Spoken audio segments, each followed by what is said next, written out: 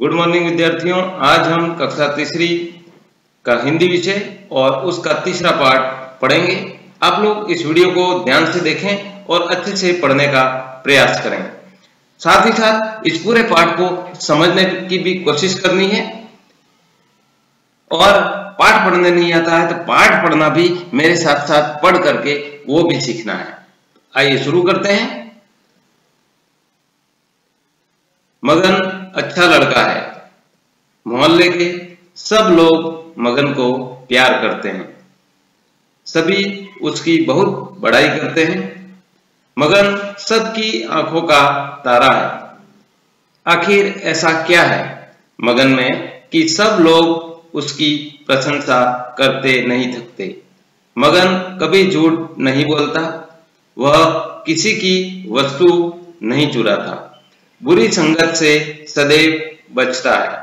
अनुपयोगी वस्तुओं को इधर उधर नहीं फेंकता। हमेशा कचरा पात्र में ही कचरा डालता है। तो इस पाठ में हम देख रहे हैं शिष्टाचार के बारे में। जैसा कि चित्र में आप देख रहे हैं कि ये मगन है और ये उसके माता पिता बैठे हुए हैं। तो मगन कैसा अच्छा लड़का है। मोहल्ले के सारे लोग उसे प्यार करते हैं और सभी उसकी बहुत बड़ाई करते हैं। क्यों करते हैं? क्योंकि उसके अंदर शिष्टाचार है। शिष्टाचार का मतलब हर एक से अच्छा व्यवहार करना, अच्छा बोलना। मगन इसलिए सबकी आंखों का तारा है। और आखिर ऐसा क्या है मगन में कि मगन सब लोग उसकी प्रशंसा करते नहीं थकते। तो मगन में ऐसे क्या क्या शिष्टाचार के गुण हैं? मगन कभी झूठ नहीं बोलता है। वह किसी की भी वस्तु को नहीं चुराता है और बुरे लोगों की संगति में उनके साथ नहीं रहता है। और अनुपयोगी वस्तुएं, जो काम की वस्तुएं नहीं है, उनको इधर उधर नहीं फेंकता है। और जो भी कचरा है वो हमेशा कचरा पात्र में डालता है। आगे बढ़ते हैं। कभी अपने माता पिता की आज्ञा नहीं टालता। यदि कोई पड़ोसी भी काम बता दे तो मना नहीं करता। वह घर आए अतिथियों का स्वागत बड़े उत्साह से करता है। कभी उन्हें भार नहीं समझता। वह विनम्रता से बात करता है। कड़वा बोलकर किसी का दिल नहीं दुखाता।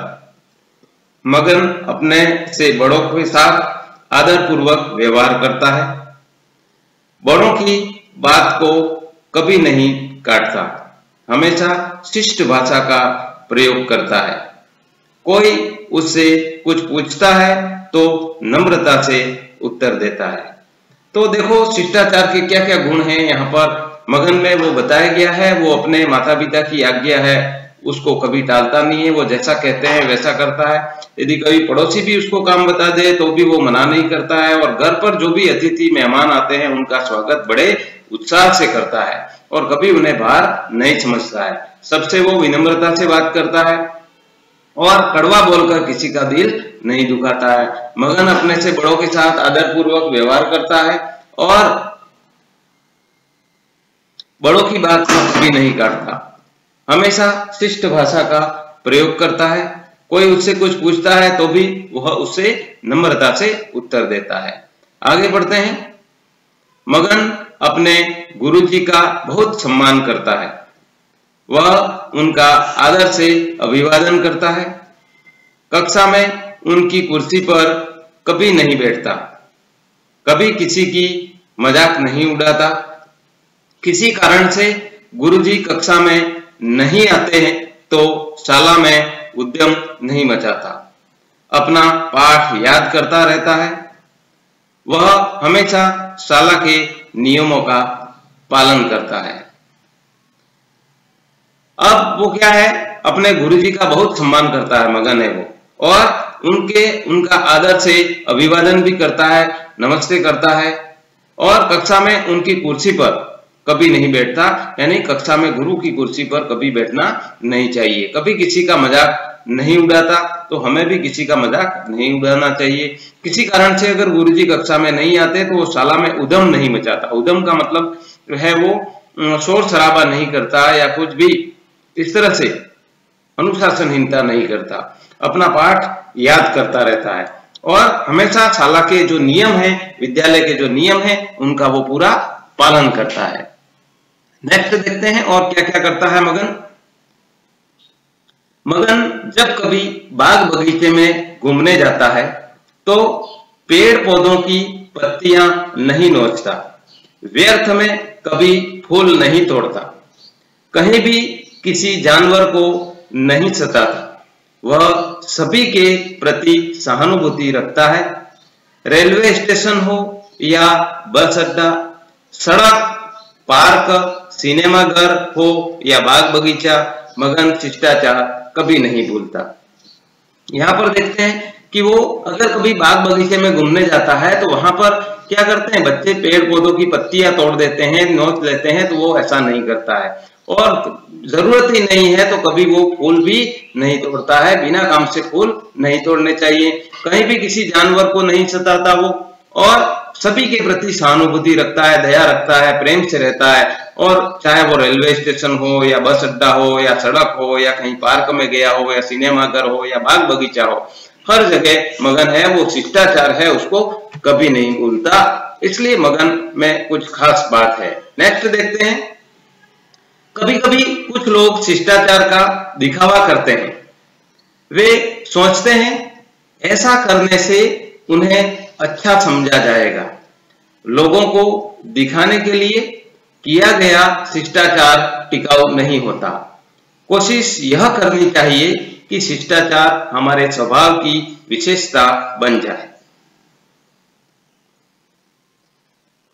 तो यहाँ पर कहने का मतलब क्या है, शिष्टाचार का बहुत महत्व है। कुछ लोग जानबूझ करके अच्छा दिखाने की कोशिश करते हैं, शिष्ट व्यवहार दिखाते हैं, वास्तव में वो ऐसा होते नहीं है, और ऐसा करते हैं तो वो शिष्टाचार है, वो उनको कभी अच्छा है वो नहीं समझा जाएगा। लोगों को दिखाने के लिए शिष्टाचार जो हम करते हैं वो टिकाऊ नहीं होता।